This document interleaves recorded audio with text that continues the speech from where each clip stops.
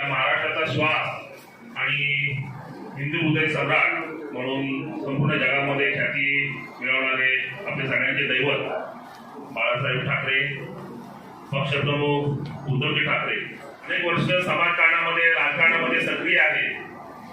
तुम्ही बरेच जण मला चेहऱ्याने ओळखताय, बरेच जण कामाने ओळखताय, बरेच जणांशी माझे जिव्हाळ्याचे संबंध आहे. परंतु एक कुठेतरी मध्ये भिंत होती. मी माझ्या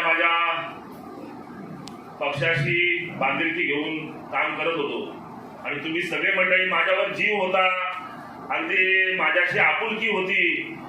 परंतु तरी देखील तुम्ही कट्टर मंडळी सर्व आपल्या या पक्षाच्या बंधनामध्ये अडकलेली होती.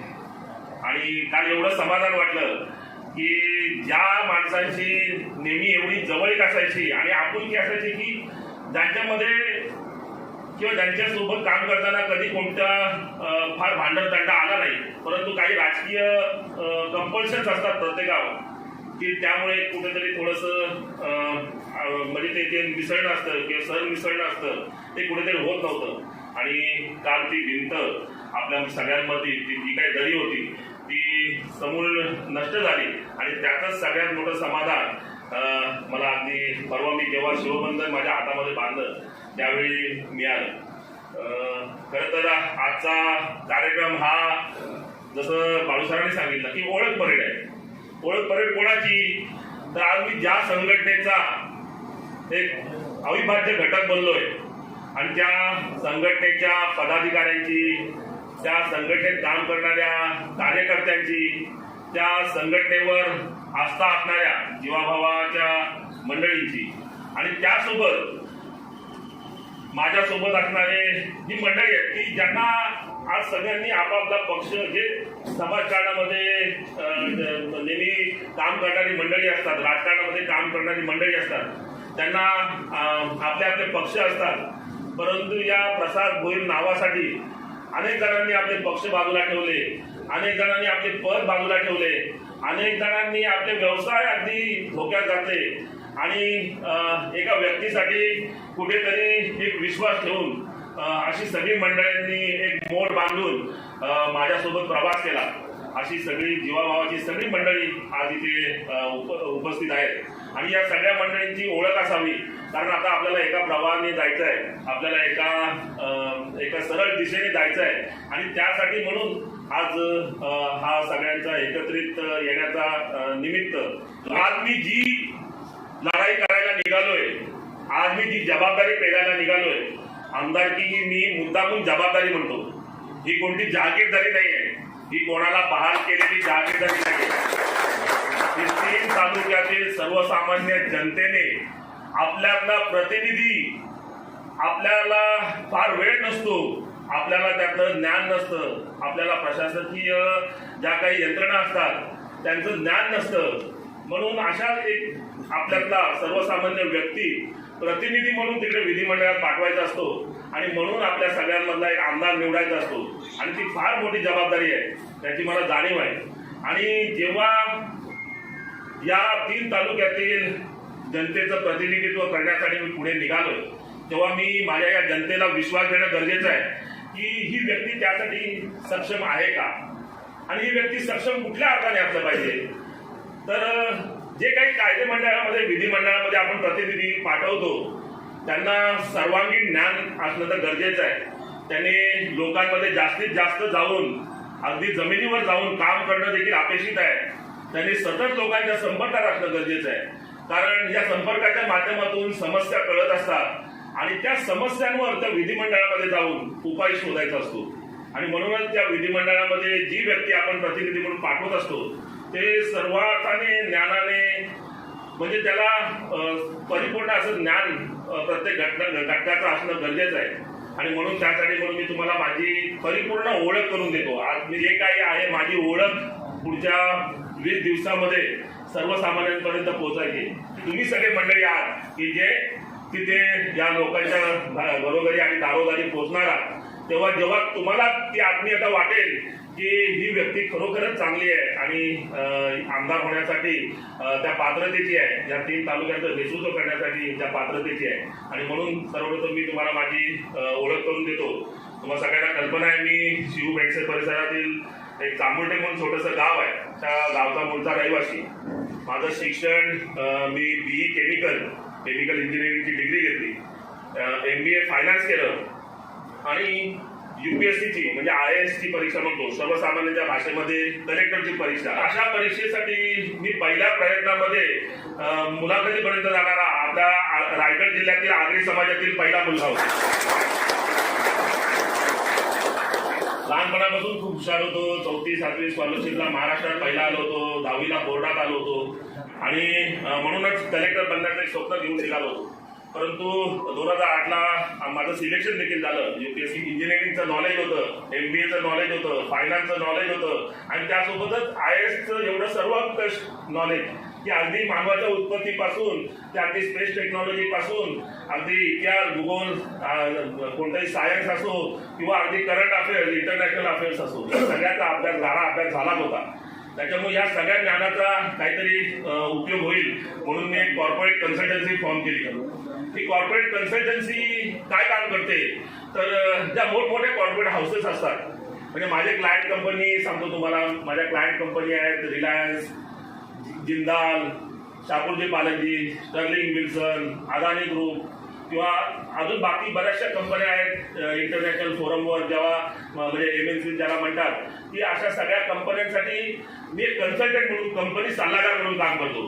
कोणाला फायनान्स विषयक सल्ला लागतो, कोणाला लँड रिलेटेड सल्ला लागतो, कोणाला लिगल मॅटरमध्ये लागतो, कोणाला एन्व्हायरमेंटल क्लिअरन्समध्ये लागतो, कोणाला प्रोजेक्ट मॅनेजमेंटसाठी लागतो, कोणाला पोर्ट डेव्हलपमेंटसाठी लागतं किंवा कोणाला अगदी म्हणजे ज्याला ओव्हरऑल प्लॅन इरेक्शन म्हणतात, याच्यासाठी माझे सल्ले लागतात. आणि त्याच्यासाठी माझी टीम, मी जसं म्हणजे मला ज्या जॉबची रिक्वायरमेंट होत गेली तसं मी माझा सेटअप तयार करत गेलो आणि यातून एक मोठं साम्राज्य मी उभं केलं.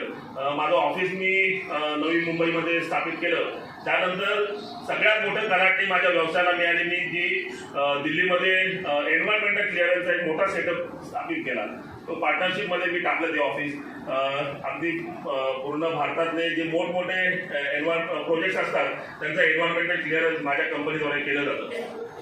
7-8 वर्ष खूप स्ट्रगल केला, भरपूर फिरायला लागायचं, अगदी आठवड्यातले 4-5 दिवस सतत बाहेर असायचो. तेवढं सगळं झाल्यावर मग मात्र जे म्हटलं जातं, एक मॉफ्लो म्हणून एक सायकोलॉजिस्ट आहे, त्याची थेअरी आहे की मानवाच्या भौतिक आणि आर्थिक गरजा जेव्हा भागवल्या जातात तेव्हा माणूस परत आत्मसमाधानाच्या मार्गाने लागू पडतो. पण त्यासाठी पहिले त्याच्या भौतिक आणि आर्थिक गरजा पूर्ण होणं गरजेचं असतं, कारण तो इथून मग पूर्ण समाधानी असतो. मग त्याला पार म्हणजे आपल्या संसाराचा, आपल्या मुलाबाळांचा, आपल्या आर्थिक व्यवस्थेचा विचार करावासा लागत नाही. आणि मग आत्मसमाधान शोधण्यासाठी आपली जी आवड आहे, आपलं जे ध्येय आहे ते शोधण्याच्या दिशेने माणूस चालू पडतो. आणि पुन्हा एकदा जसं म्हटलं की कलेक्टर बनण्याचं स्वप्न अपूर्ण राहिलं होतं. मधल्या काळामध्ये मी माझं पोट भरून घेतलं, व्यवस्थित माझ्या मुलाबाळांचं आता व्यवस्थित झालं याची खात्री पटल्यावर मी ऍक्टिव्ह राजकारणामध्ये काम करणं चालू केलं. त्यानंतर मात्र मी पुढे मागे वळून बघितलं नाही. मी ज्या मतदारसंघामध्ये फक्त 2च घरांना या मतदारसंघाने संधी दिली, कारण तिसरा पर्याय लोकांसमोर उपलब्ध नव्हता. एकावर नाराजी असली की दुसऱ्या घराला निवडायचे, त्याच्यावर परत नाराजी आली की पुन्हा पहिल्या घराला प्रेफर करायचे. अशा प्रकारचं हे चालत असताना की आज या मतदारसंघामध्ये अगदी फार कमी कालावधीमध्ये लोकांनी मला स्वीकारलं. त्याचं कारणच असं आहे की मी जे काही कार्यक्षेत्र होतं त्या कार्यक्षेत्रामध्ये काम करण्याची माझी जी पद्धत आहे ती लोकांच्या मनामध्ये ठसली होती की आज कोणतंही पद नसताना, कोणताही निधी नसताना माझ्याकडे जेवढं शक्य होतं तेवढी कामं मी जनतेची करत गेलो, लोकांच्या अडीअडचणी सोडवत गेलो. अगदी जिथे 35-35, 40-40 वर्ष रस्ते झाले नव्हते, पाणी पोचलं नव्हतं, त्या ठिकाणी मी स्वनिधीतून कामं करत गेलो. आणि जे काही काम आहे ते त्याला थोडंसं इनोव्हेशन किंवा जे चाकोरी बाहेरचं काम आहे अशा पद्धतीने करत गेल्यामुळे तरुणांचा ओघ देखील माझ्याकडे वाढत गेला.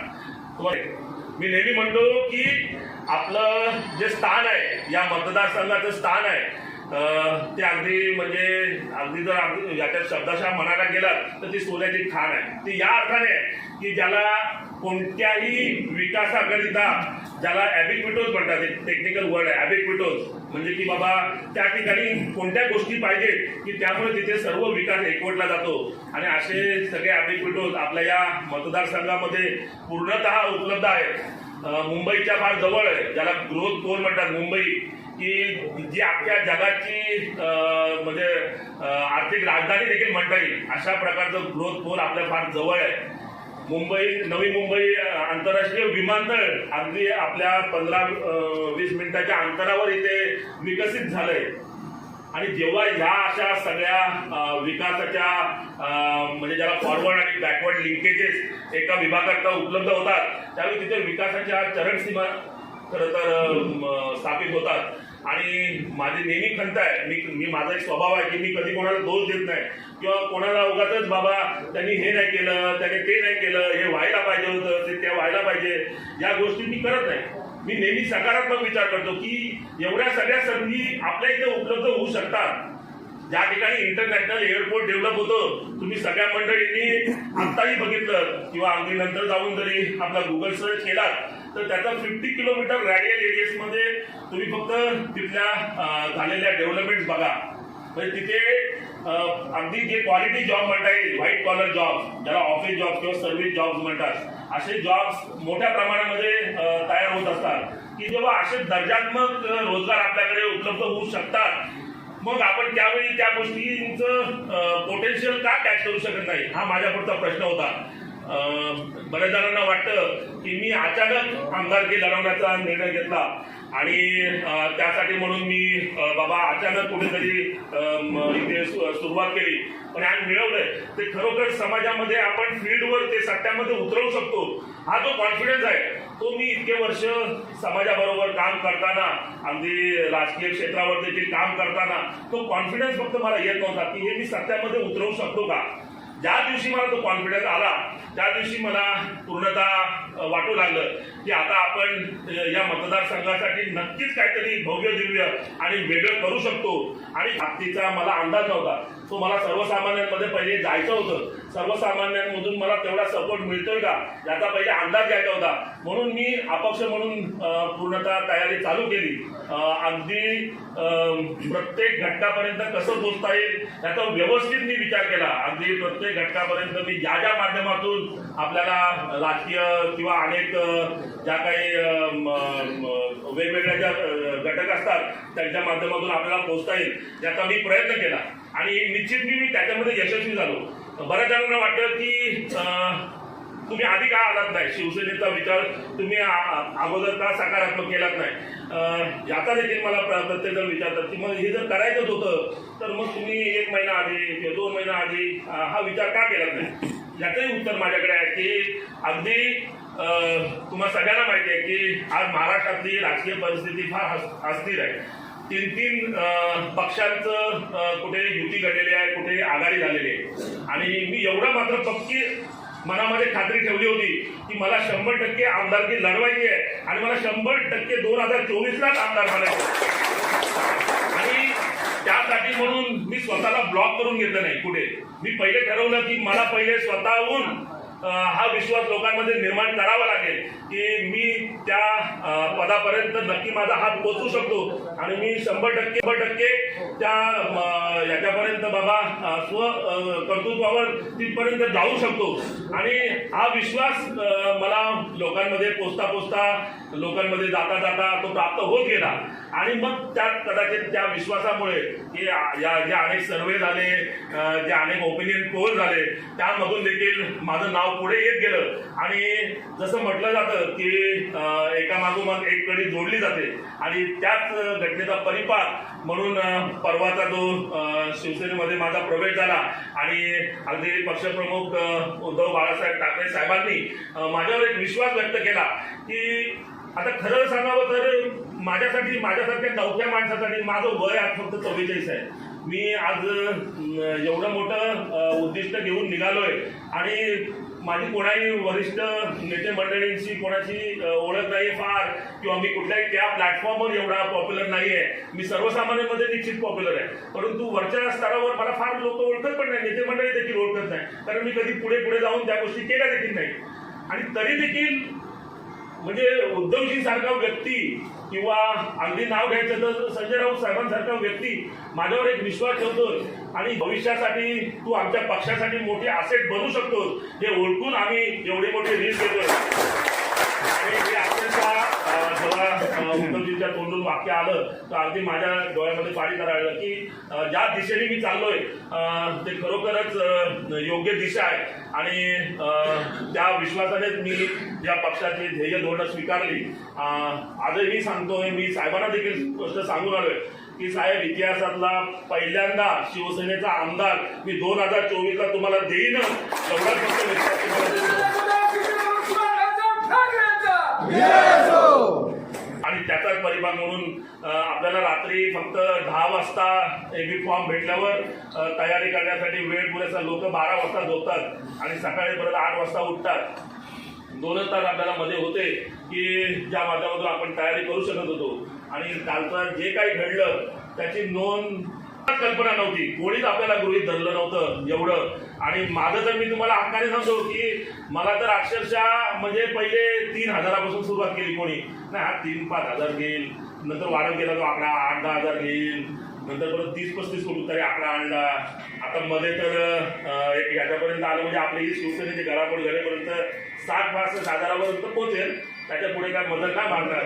म्हणजे असा हळूहळू तो अनेक वाढवत नेला की म्हणजे माझ्याबद्दलच्या यांच्या ज्या काही अपेक्षा होत्या की याला लोक किती स्वीकार कुठे कुठे पोहोचेल. अगदी म्हणजे मला जे ओळखणारे इन अँड आउट, मी ज्यांच्या सोबत 24 तास असायचो, ज्यांना माझ्या ताकदीचा पूर्ण कल्पना आहे, परंतु तरी देखील ती माणसं देखील कुठेतरी मला हिणवत होती की नाही तो या विभागाच्या व्यतिरिक्त कुठे जाईल, कोण ओळखतोय, आमच्या बरोबर असायचं म्हणून कोणतरी ओळखत तरी होतं, आम्ही त्यांना मार्ग दाखवला म्हणून हे करत होतं.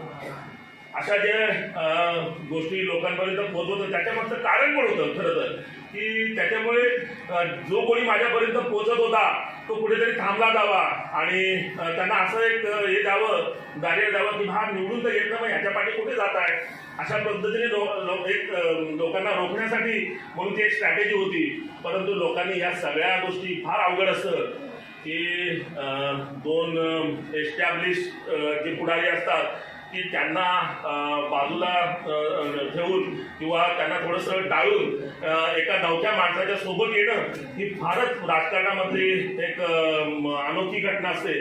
आणि खरोखर मला तर म्हणजे आज मागे वळून बघताना त्या गोष्टीचा एक अभिमान म्हणून वाटतो की म्हणून तर मी नेहमी सांगतो की आज माझ्यावरती अडचणीची वेळ होती.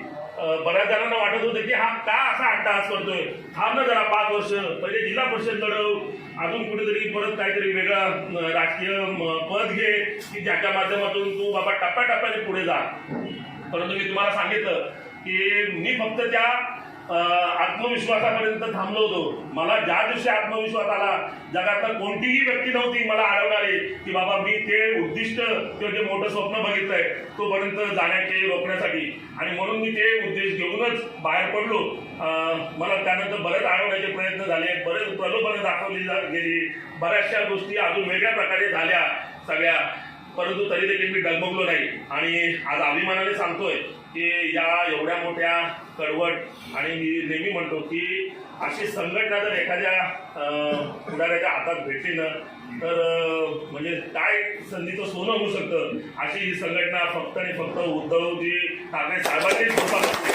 आणि म्हणून तर सांगतो की संपूर्ण महाराष्ट्रात नव्हे तर संपूर्ण भारतामध्ये एक अनोखी घटना घडली की अक्षरशः म्हणजे जवळच्या जवळ 90% ज्यांना जनमताची पुढारी म्हणतात ते अगदी बाहेर जाऊन सुद्धा आज काळीचा देखील फरक न पडलेली अशी ही संघटना आहे की नव्याने पुन्हा एकदा ती तेवढीच तरलेली आहे. आणि अक्षरशः म्हणजे थोडा देखील परिणाम या संघटनेवर झाला झालं नाही. उलट ज्याला रिबाउन्सिंग म्हणतात अशा प्रकारे ही संघटना उचली मारून पुढे आलेली आहे आणि अशी संघटना पेटलेली संघटना आज माझ्या तावडीत आलेली आहे, माझ्या सोबत आलेली आहे. मी तुम्हाला सांगतो आपण इतिहास नक्कीच घडू आणि जो शब्द मी साहेबांना केला आहे की आपल्या या पेठ विधानसभेवर पहिल्यांदा आपल्याला भगवा फडकवायचा आहे. परंतु यासोबत काही धोका असतो याच्यामधला की माझ्यासोबत असलेली माणसं आणि नव्याने आता तुम्ही सगळे देखील आता माझीच माणसं आणि या दोघांमध्ये कुठेतरी वितुष्ट होऊ नये किंवा कुठेतरी प्रत्येकाची काम करण्याची पद्धत असते.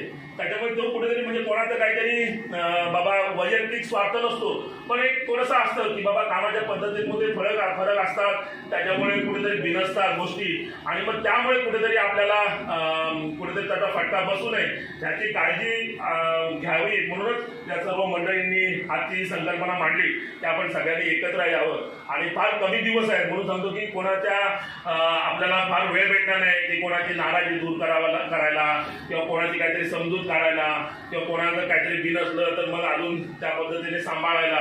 आता यासाठी दिवस राहिलेले नाही. माझी कळकळीची विनंती फक्त एवढीच आहे तुम्हा सगळ्या मंडळींना, तुम्ही सगळ्यांनी आता मला आपलेसं केलेलंच आहे. मग आता तुमचाच घटक असल्यामुळे तुम्हा सगळ्यांचा भाऊ कोणासाठी मी अगदी म्हणजे त्यांच्या मुलासारखा असल्यामुळे प्रत्येकाने तेवढीच एक आपुलकीची भावना माझ्या प्रती ठेवा. अत्यंत प्रामाणिकपणे मी निवडणूक लढतोय. दुसरं कोणतंही काळीचंही माझं वेस्टेड इंटरेस्ट यामध्ये नाही की मला आमदारकी लढून काहीतरी मला वेगळं लाभ मिळवायचा आहे. फक्त एवढं सांगतो तळमळीने निघालं माझ्या ज्ञानाचा उपयोग करून माझं जे ऍडमिनिस्ट्रेटिव्ह नेटवर्क आहे, माझं जे कॉर्पोरेट नेटवर्क आहे की त्या माध्यमातून आपल्या या मतदारसंघाला नवीन दिशा देता येऊ शकते. अनेक ज्या गोष्टी आहेत ज्या ऑक्सिलरी सर्व्हिसेस आपल्या या मतदारसंघाला प्राप्त होणार आहेत आणि त्यासाठी माझ्या ज्ञानाचा माझ्या अनुभवाचा उपयोग होऊ शकतो ही जाणीव मला 100% आहे. प्रत्येक सेक्टर वाईज माझ्याकडे विजन आहे. तुम्ही मला कोणत्याही प्लॅटफॉर्मवर उभं करा, मला एज्युकेशन वाईज माझं विजन विचारा, माझं हेल्थ सेक्टरवर विजन विचारा, माझं ॲग्रिकल्चरल डेव्हलपमेंटसाठी किंवा ॲग्रिकल्चर डायव्हर्सिफिकेशनसाठी माझं विजन विचारा. वॉटर म्हणजे ज्याला वॉटरशेड डेव्हलपमेंट म्हणतात की ज्याच्यासाठी एक थेंब वाचवला जाऊ शकतो आणि त्या माध्यमातून पाण्याच्या समस्या सोडवल्या जाऊ शकतात याच्याविषयी माझ्याकडे विजन आहे. माझ्याकडे वुमन एम्पॉवरमेंटसाठी विजन आहे. माझ्याकडे अगदी ज्याला वुमन इंडायसेस म्हणतात तर त्याच्यासाठी माझ्याकडे विजन आहे. या सगळ्या गोष्टींची शिदोरी घेऊन मी निघालोय आणि त्यासोबतच जे विधिमंडळामध्ये कायदे बनतात, जे नियम बनतात, त्याला प्रशासकीय किंवा ज्याला मार्गदर्शक तत्वे म्हणतात, ज्याला डायरेक्टिव्ह प्रिन्सिपल म्हणतात, त्याचं सगळ्यांचं ज्ञान घेऊन की विधिमंडळामध्ये या सगळ्या गोष्टीचा उपयोग होऊ शकतो आपल्या लोकांच्या समस्या सोडवण्यासाठी किंवा ज्याला बजेटरी नॉन बजेटरी प्रोव्हिजन म्हणतात, या सगळ्याचं ज्ञान घेऊन मी पुढे निघालोय. तुमच्या सगळ्यांच्या साथीने, तुमच्या सगळ्यांच्या आशीर्वादाने मी निश्चित त्या विधिमंडळ आणि कायदे मंडळामध्ये पोहोचेल एवढाच विश्वास व्यक्त करतो आणि थांबतो. धन्यवाद. शंखनाद होऊ दे, रणदुंदुभी वाजू दे, नाद घोष गरजू दे विशाल. दुष्ट शक्ती जाळण्या, मार्ग स्पष्ट दावण्यात पेटू दे शिवसेनेची मशाल. शिवसेनेची मशाल. हिंदू हा तुझा धर्म, जाणून घे हेच मर्म, जीवन करत्यास तू बहाल. शक्ती जाळण्या, मार्ग स्पष्ट दावण्या, शिवसेनेची पेटली मशाल. एक स्वप्न एक चिन्ह, शिवसेनेची मशाल. शिवसेना उद्धव बाळासाहेब ठाकरे यांचं चिन्ह मशालच निवडा. पेटली शिवसेनेची मशाल.